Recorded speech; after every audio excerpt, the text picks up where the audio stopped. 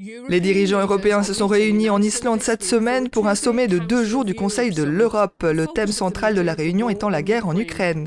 Le président ukrainien Volodymyr Zelensky s'est adressé à l'Assemblée à distance. Cette intervention fait suite à sa tournée des capitales européennes visant à obtenir davantage d'armes et d'aide avant la contre-offensive prévue pour repousser les forces russes.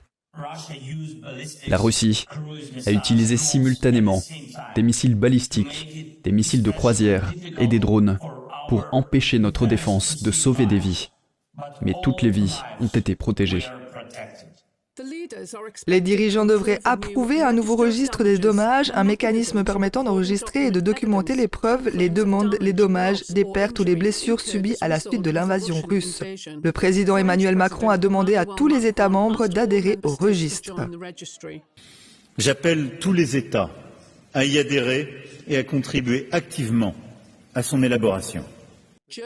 Le chancelier allemand Olaf Scholz a exigé que la Russie paye pour les dommages qu'elle a causés. Le registre des dommages et intérêts que nous voulons lancer ensemble ici à Reykjavik jouera un rôle central à cet égard.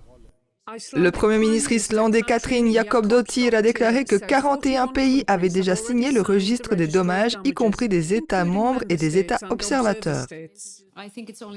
Je pense qu'il est juste de dire qu'il s'agit d'un grand pas en avant pour garantir la responsabilité et obtenir des résultats tangibles à l'issue de ce sommet.